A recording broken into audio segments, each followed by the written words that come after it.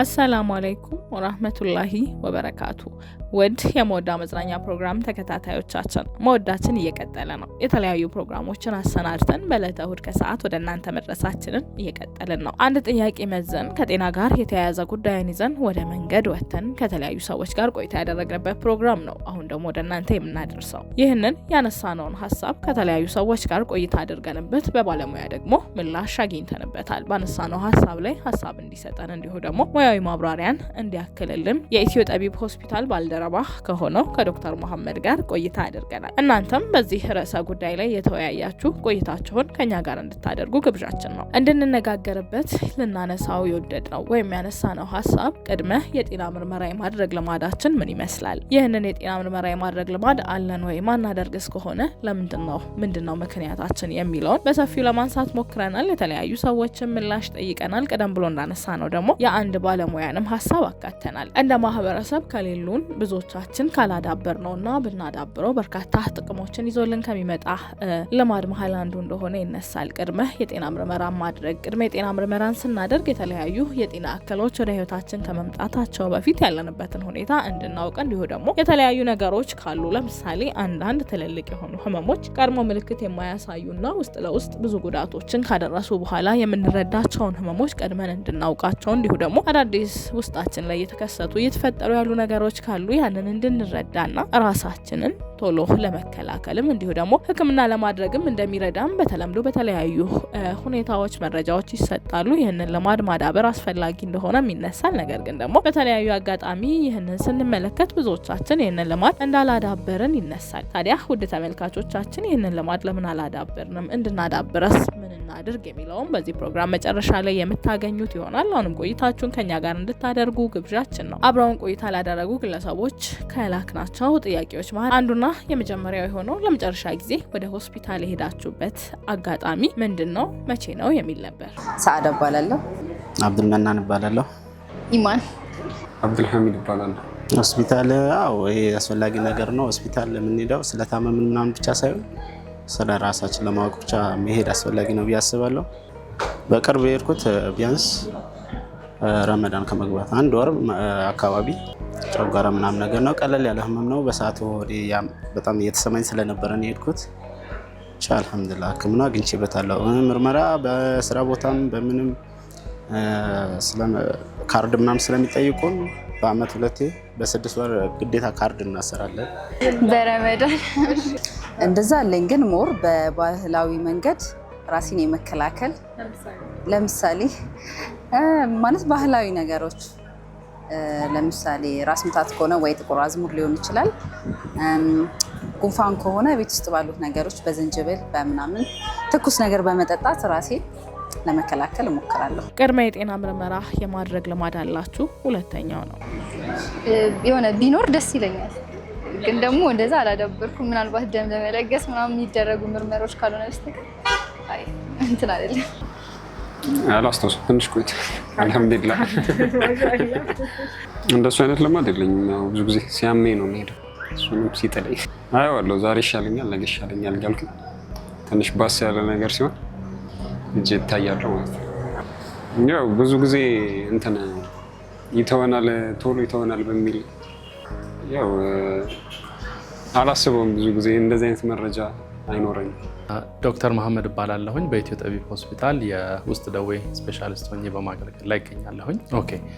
የቅድመ ጤና ምርመራ ማድረግ እንደ አጠቃላይ ያሉብንን የጤና ችግሮች ቀድመን አውቀን መፍትሄ እንዲኖረን ያደርጋል።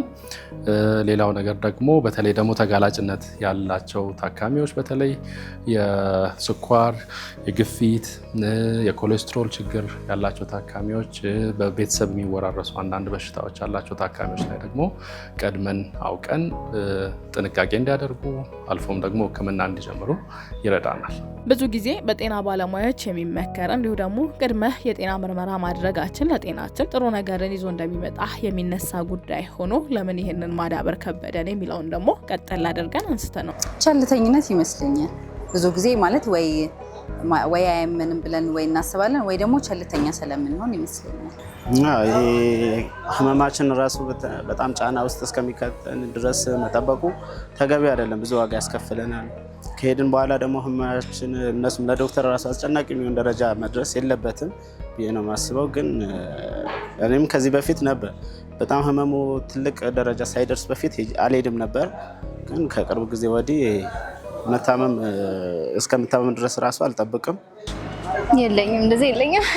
ስታመም ምናምን ሲብስ ለምን ይለሽ የሆነ በጊዜ ሂደት ይሻላል የሆነ ትንሽ ነገር ነው ምናምን ብለን ስለምናስብ ይመስለኛል። ቀድሞ ከመታመም በፊት አሁን በ6 ወር በ3 ወር በአመት ደግሞ ሙሉ ምርመራ ይደረጋሉ።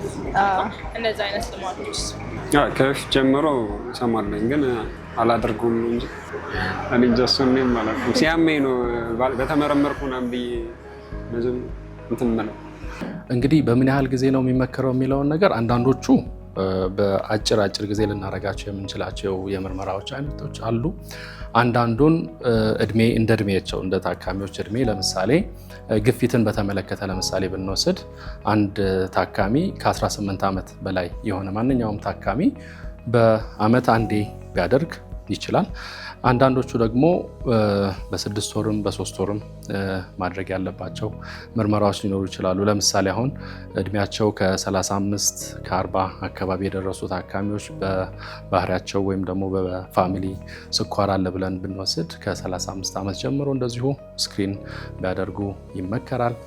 ሴቶች ጡት ካንሰርን በተለይ በተመለከተ እንዲሁም ደግሞ የማህፀን በር ጫፍ ካንሰርን በተመለከተ ግንኙነት ከጀመሩበት ሰዓት ጀምሮ በተለይ ማህፀን ካንሰሩን በዛ ጊዜ ጀምሮ እንደ አስፈላጊነቱ ላይክ በየ5 ዓመቱ ሊያደርጉት የሚችሉት ይሆናል።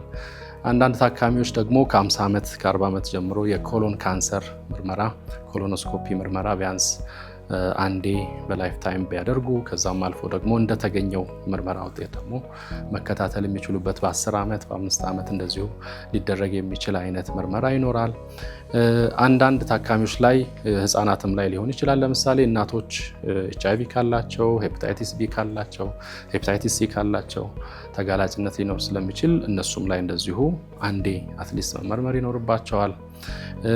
እንደ ተጋላጭነት አሁንም እንዳልኩት ለምሳሌ አጫሽ አይነት ታካሚዎች ከሆኑ እድሜያቸው ወደ 70ዎቹ ሲደርስ የላንግ ካንሰር ወይም ደግሞ የሳምባ ካንሰር እንዳይኖር አትሊስት አንዴ ሲቲ ስካን ቢያደርጉ ተብሎ ይመከራል።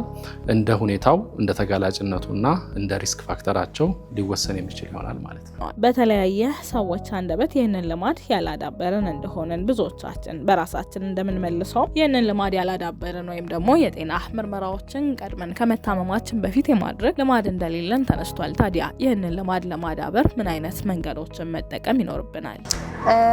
ማለት አንደኛ ነገር ከታመምን ማለት በባህላዊ መንገድ መታከም ከቻለን ባህላዊ መንገድ ቤት ውስጥ ባለው ነገር፣ ካልሆነ ግን ወደ ሕክምና ሄደን የተሻለ ሕክምና ብናገኝ የተሻለ ነው ብዬ አስባለሁ። ቀድሞ መመርመር ላይ ማለት ቀድመን ብንመረመር ምናምን ያንን ነገር ብናዳብር የተሻለ ነው ብዬ አስባለሁ። ያ ቆንጆ ነው ያስባል። አመሰግናለሁ። እኔ ራሴ ቢያንስ ራሴ ህመሙ ራሱ ያለብኝ ራሴ ምርመራው ከተመረመርኩ በኋላ ምንም ህመም ራሱ ቢኖርብኝ ራሱ ይሄን ያክል ቴንሽን አይፈጥርብኝም የሆነ ስሜት ቢኖርብኝ ራሱ። ምክንያቱም ቼክ አድርጌ ከመጣሁ በኋላ ይሄን ያክል ውስጤ ላይ ቴንሽን አይፈጥርብኝም። ግን ቼክ አረኩኝ። ግን ያንን ቼክ ባላረኩ ሰዓት ትንሽ ህመም ራሱ ትልቅ ነገር አድርጌ ነው የማስበው። በጣም እፈራለሁ፣ ደነግጣለሁ፣ ብዙ ነገር አለ። ግን ሄዶ ቼክ ማድረጉ በጣም ለእኔ ትልቅ ደስታ ፈጥሮብኛል። በጣም ጥሩ ነው ብዬ ነው የማስበው። አንዳንድ ነገሮች ሳይበሱ ቀድሞ መረዳት መቻል ትልቅ ነገር ነው። አሁን አብዛኛው ሰው የኩላሊት በሽተኛ ምናምን ነው እዚህ ሀገር ላይ እና ቀድሞ ያንን ነገር ቼክ ቢደረግ ኖሮ ሳይብስ ሊቀረፍ የሚችል ይመስለኛል። ያው ያ ባህልኛም ላይ ቢዳብር ደስ ይለኛል። ያው የህመም እንትን የከፋ ደረጃ አይደርስም፣ ቶሎ ይደረስለታል ማለት ነው። በአብዛኛው ጊዜ የተለመደ አይደለም። ይሄ ደግሞ ያው ግንዛቤ ከማነስ ሊሆን ይችላል፣ ወይም ደግሞ ጤና ምርመራን ሲክ የማድረግ ቢሄቪየር አለመኖር ሊሆን ይችላል። በተለያዩ ምክንያቶች ብዙ ጊዜ የተለመደ አይደለም። አሁን ግን ታካሚዎች ያው በተለያየ ፕላትፎርም መረጃ ሲኖራቸው ይህንን ነገር ወደ ማድረጉ እየመጡ ይመስላል። በጣም ጥሩ። በተለይ ደግሞ አሁን እንዳልኩሽ ተጋላጭነት ያላቸው ታካሚዎችን በተመለከተ ለምሳሌ ስኳር ካለ በፋሚሊ ካለ አንድ ታካሚ ስኳር በፋሚሊ ያለ ብሎ ሲመጣ ከ35 ዓመቱ ጀምሮ እሱ ላይ ምንም አይነት ምልክት ላይኖር ይችላል። በተለይ ምልክት የሌላቸው ህመሞች ላይ ቀድመን ኮምፕሊኬሽኖች ሳይደርሱ ወይም ደግሞ ኮምፕሊኬሽኖች ሳያጋጥሙ ቀድመን ማከም የምንችልበትን ጊዜ ይፈጥርልናል ማለት ነው። በካንሰር እይታም ካየነው በተለይ አንዳንድ ካንሰሮች በባህሪያቸው በቀስታ እያደጉ የሚሄዱና ጉዳት የሚፈጥሩ ናቸው። በተለይ ኮሎን ካንሰር የተለመደ ካንሰር አይነት ሆኖ በጣም ስሎውሊ ግሮ እያደረገ ቀስ በቀስ የሚመጣ ነው እና ያችን የታይም ኦፖርቹኒቲ ወይም ደግሞ ቀድመን አግኝተን በሰርጀሪ ወይም ደግሞ በሌላ ህክምና ሂደት አክመን ኪውር ማድረግ የምንችልበትን አጋጣሚ ይፈጥርልናል ማለት ነው። እነዚህ ታካሚዎች እንግዲህ የራሳቸው ያው ስነ ልቦናዊ ፓርቱንም እንግዲህ ማዕቀፍ ያደረገ አጠቃላይ ቼክአፕ ሲባል እንግዲህ ፊዚካል ፓርቱንም ብቻ ሳይሆን ሳይኮሎጂካሊ ታካሚዎችን በሚገባቸው ሁኔታ ባላቸው ስነ ልቦናዊ ሁኔታ ለነሱ በሚገባቸው ልክ ተደርጎ መድረስ የሚችል ነው እና ስነ ልቦናዊ ህክምናም ቅድመ ህክምና እየተደረገለት ነው ብለን ልናስብ እንችላለን እውነት ለመናገር በዚሁ ሂደት ማለት ነው እንጂ ቅድመ ህክምና ስንል ያው የሚታወቁት የካንሰር፣ የስኳር፣ የግፊት ማለት ብቻ ሳይሆን ለዲፕሬሽን የሚያጋልጥ ሁኔታ ያላቸው ታካሚዎችን በዛው ይታከሙበታል ማለት ነው በሂደቱ ማለት ነው እና ያ ሁሌ እንግዲህ የሚሰማው ወሬ ወይም ደግሞ የሚሰማው ዜና መጥፎ ላይሆንም ይችላል ማለት እና ጥሩ ዜናም ሊሰሙ የሚችሉበት አጋጣሚ ስለሆነ እንዳጠቃላይ ተጋላጭነት ያላቸው ታካሚዎች ቀድመው ቢመረመሩ ስነ ልቦናዊ ረፍትም ያገኛሉ፣ አካላዊ ህክምናም ሊያገኙ ይችላሉ። እንደማጠቃለያ ላነሳ የምችለው እንዴት ነው ያው የሀገራችን የጤና ሲክ የማድረግ ቢሄቪየር ጥሩ ስላልሆነና መረጃም ብዙ ስለሌለ በተቻለን መጠን መረጃን እንድናገኝና ቀርበን ደግሞ ከማንኛውም የጤና ህክምና ማዕከል ቅድመ ምርመራን በማግኘት ቀድመን ህክምናችንን አውቀን ህክምና እንድናደርግ ብዬ እመክራለሁ። Thank you so much. ውድ ተመልካቾቻችን በቆይታችን እንግዲህ በርካታ ሀሳቦችን አነሳን። ይህንን ቅድመ የጤና ምርመራ ማድረግ ጤናችን ላይ ያለውን ፋይዳ ከባለሙያ አንደበትም ሰምተናል። እንዲሁ ደግሞ የብዙዎቻችን ልማድ እንዳልሆነ ብዙዎቻችን ይህንን ማዳበራችን እንደሚጠቅመን ብናውቅም ጉዳይ ብሎ ወደ ሐኪም ቤት የመሄድ ወደ ሆስፒታሎች ጎራ ብሎ እንዴት ነው ጤናዬ ማለት ነገራችን አናሳ እንደሆነም ተነስቷል። እናንተም አብራችሁ ካለው ሰው ጋር ይህንን ሀሳብ እንዳነሳችሁ ተስፋ አደርጋለሁ። በማንኛውም አጋጣሚ በተለያዩ ወራት ልዩነት በአመትም ሊሆን ይችላል እንደ ምናደርገው ምርመራ ልዩነት ቢኖረውም ውድ ተመልካቾቻችን እንግዲህ ወደ ጤና ጣቢያዎች፣ ወደ ሆስፒታሎች፣ ወደ ህክምና ተቋማት እየሄድን ያለንበትን ሁኔታ ከእድሜያችን አንጻር እንዲሁ ደግሞ ሴቶችም ስንሆን ከጾታችንም አንጻር ካለንበት የጤና ሁኔታም ከዚህ በፊት ካሉብን የጤና እክሎችም አንጻር ምርመራዎችን ማድረጋችን እያንዳንዳችን ያለንበትን ሁኔታ እንድናውቅ ህይወታችን ላይ እየተፈጠሩ ያሉ ነገሮችን እንድንረዳ እንዲሁ ደግሞ አዳዲስ ያሉብንን ነገሮች ያለንበትን ሁኔታ በደንብ ጤናማ